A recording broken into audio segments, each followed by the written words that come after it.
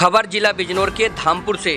धामपुर नगर की होनहार बेटी अनन्या अग्रवाल ने नीट 2025 की परीक्षा में ऑल इंडिया 583 रैंक हासिल कर धामपुर नगर का नाम रोशन किया। आपको बता दें, धामपुर नगर के प्रतिष्ठित डॉक्टर दमयंती देवी प्रेरणा संस्थान के अध्यक्ष डॉक्टर आदित्य अग्रवाल व डॉक्टर मोनिका अग्रवाल की होनहार बेटी अनन्या अग्रवाल ने अपनी मेहनत, लगन और आत्मविश्वास से ऐसा परचम लहराया है जो न सिर्फ उनके परिवार बल्कि समूचे नगर के लिए गर्व का विषय बन गया है। अनन्या अग्रवाल ने 12वीं कक्षा के साथ साथ नीट 2025 की परीक्षा में 99.97 अंक अर्जित कर ऑल इंडिया 583 रैंक हासिल की है। इस उल्लेखनीय प्रदर्शन के चलते अब उनका एडमिशन सरकारी मेडिकल कॉलेज में MBBS कोर्स के लिए सुनिश्चित हो गया है। अनन्या की इस कामयाबी से उनके माता पिता, गुरुजन, परिवारजन और शुभचिंतक अत्यंत प्रसन्न हैं और उन्होंने अनन्या को गुलदस्ता देकर व मिठाई खिलाकर शुभकामनाएं दी। आपका रिजल्ट आया है, उसमें बहुत अच्छे मार्क्स प्राप्त किए। उसके संबंध में आप किस तरह से तैयारी करी, क्या आपका कहना है? तैयारी तो सभी करते हैं। मैंने दिल्ली से कोचिंग की थी, आकाश, तो स्पेशल ध्यान फिज़िक्स पे दिया था मैंने शुरू से, तो उसका मुझे बहुत बेनिफिट हुआ इस पर, क्योंकि पेपर अब तक का सबसे टफ था, पर अच्छा रहा। अच्छा, इन फ्यूचर मतलब मदर फादर की तरह किस उसमें जाना चाहती हैं, स्पेशलाइजेशन? मैंने अभी डिसाइड नहीं किया एग्जैक्टली, बट कार्डियो न्यूरो हमेशा ही प्रेफरेंस करेंगे। इस तैयारी में किसका सबसे ज़्यादा सहयोग रहा आपके लिए? पेरेंट्स का, टीचर्स का, किसका? मम्मी का स्पेशली। अच्छा, और जो मेरे साथ आती भी थी, जाती भी थी।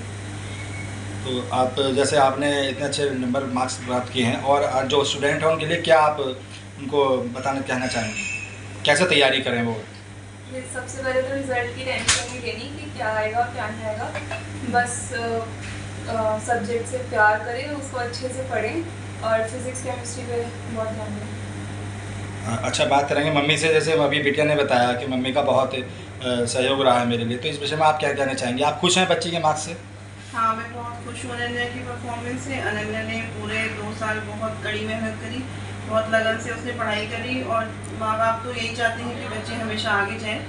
और मैं ये भी कहना चाहूँगी कि अनन्या के फादर ने भी मुझे बहुत सपोर्ट किया। पूरे 2 साल उन्होंने लगातार मेरी प्रैक्टिस में मेरी पूरी हेल्प की, मेरे जाने आने में मेरी पूरी हेल्प की, जिसकी वजह से हम दोनों को ये फ्रीडम मिली कि हम जाएं बाहर, जाके अनन्या को वो चीज़ अवेलेबल कराएं जो उसे इस धामपुर शहर में रहकर नहीं मिल पा रही थी।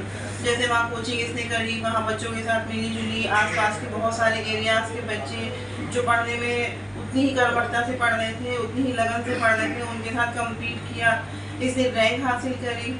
तो ये सब चीज़ें तभी संभव थी जब हम मेहनत करते, यहाँ से बाहर निकलते, थोड़ी हिम्मत करते, और इस सब के लिए डॉक्टर साहब का, अनन्या का, मेरा सबका कोऑर्डिनेशन बहुत काम आया।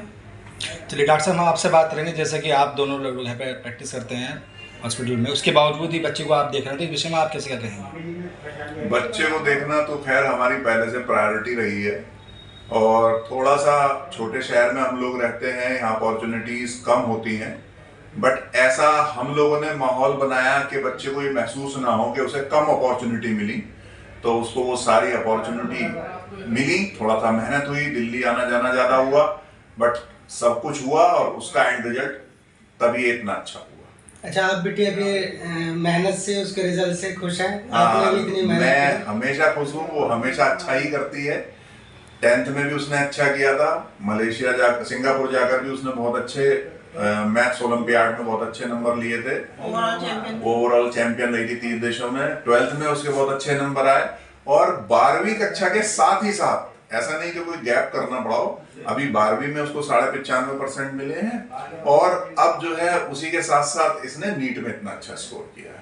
तो हम तो हमेशा, इसने जेईई मेंस में भी, और साथ ही साथ जेईई मेंस में भी अच्छी रैंक मिली उसको, तो उसके थ्रू DTU में भी उसको इलेक्ट्रॉनिक इंजीनियरिंग मिल गई है, हालांकि उसको हम सरेंडर कर देंगे।